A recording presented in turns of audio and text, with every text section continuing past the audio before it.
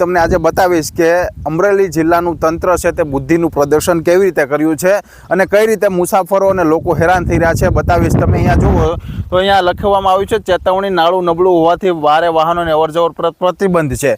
અહીંયા લખવામાં આવ્યું છે, ત્યારબાદ આમાં જોઈ શકો છો અહીં એંગલ મારી દેવામાં આવી છે।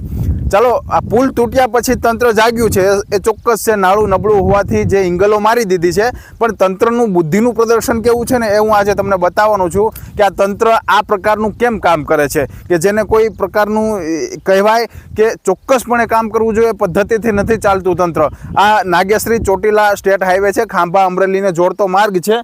આ માર્ગ ઉપર તમે જુઓ તો બંને સાઈડ એંગલો મારી છે અને અહીંયા સૂચના પણ આપવામાં આવી છે, પણ ક્યાં સૂચના હોવી જોઈએ, શું હોવું જોઈએ, આખું હું તમને બતાવું છું। અને ખાંભા તેમજ નાગેશ્રીને હાઈવેના જોડતો માર્ગ છે।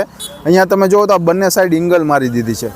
હવે એંગલ એટલા માટે મારી છે કે અહીંયા કહેવામાં આવ્યું છે કે આ પુલ છે ને તે કામ નબળું છે। હવે આ પુલનું આજે નબળા કામ હોવાથી અહીંયા એંગલો તો બે બાજુ મારી દીધી છે, પણ તંત્રને કહેવાનું એ છે કે એંગલો મારી દીધા પછી સમારકામ નથી ચાલુ કરવામાં આવ્યું।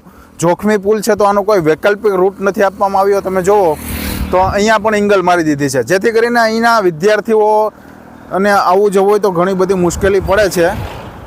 ભારે વાહનો પર પ્રતિબંધ છે, 100% સાચી વાત છે, પણ આ હાઈવે ઉપર તમે વિચાર કરો તો જે આ સૂચનાઓ અને બોર્ડ મારી દીધા છે તે હોવા જોઈએ ખાંભા અને પેલી બાજુ હાઈવે એટલે કે મીઠાપુર નાગેશ્રી હોવા જોઈએ, જેથી કરીને ત્યાંથી જે વાહન ચાલકો આવે છે ત્યાંથી કોઈ ટીઆરબી કે જીઆરડી કે કોઈ હોમગાર્ડ ત્યાં હોવા જોઈએ અને તે અહીંયા સુધી ના મોકલે। હવે અહીંયા સુધી વાહન આવી ગયું એટલે અહીંથી જો આ એંગલ છે એના હિસાબે અહીંથી વાહન પાછા પરત જવું પડે છે। આ વાહન ચાલક છે, એમને આપણે પૂછીશું કે શું હાલત છે, તમે એના મોઢેથી સાંભળો। તમારું નામ શું અને તમે કેમ પાછા જઈ રહ્યા છો, શું કેવું તમારું? મારું નામ દિલીપભાઈ છે, પાલીતાણાથી આવું છું અને ડેડાઈને જાત તો અહીંયા એંગલો મારેલી હતી, અમને ખ્યાલ નહોતો અને અહીંયા ઠેઠ પહોંચી ગયા ને હવે અહીંથી અમારે પાછું વળવું પડે છે।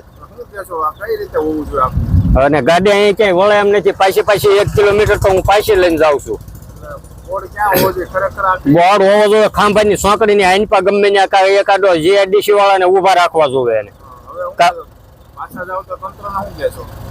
તંત્રને તો હું કેવી કે આગળ ગમે ત્યાં બોર્ડ મેકે કઈક વ્યવસ્થા કરે કે અહીંયા ઠેઠ આવીને પાછી ગાડી ન વળવી પડે ભાઈ। તમે જોયું કે આ ભાઈ છે તે અહીંયા આવી ચૂક્યા હતા અને પાછા ગયા। હવે અહીંયા ચેતવણીરૂપ બોર્ડ તો મારી દીધા છે, પણ આ બોર્ડ હોવા જોઈએ ખરેખર ખાંભા અને આમ પેલી બાજુ નાગેશ્રી। હવે આ લોકોને એક પણ એસટી બસ નથી આવતી, વિદ્યાર્થીઓ છે પણ અત્યારે અહીંયા જે છે તેને મુશ્કેલી થઈ રહી છે, એસટી બસ પણ અહીંથી પસાર નથી થતી।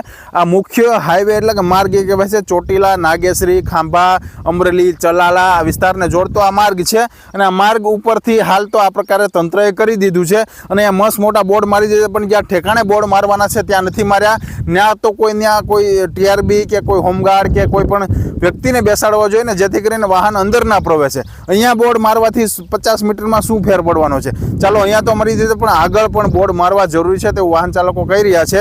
ભલે તમે નાળું નબળું હોવાથી ખાલી એંગલો મારી, પણ પુલનું કામ ક્યારે વૈકલ્પિક રૂટ છે અથવા તો ડાયવર્ઝન છે તે કાઢવાનું એ ક્યારે શક્ય બનશે, જેથી કરીને ડાયવર્ઝન કાઢવું એ સરળ બને, જેથી કરીને વાહન ચાલકો છે તે પરેશાન ન થાય।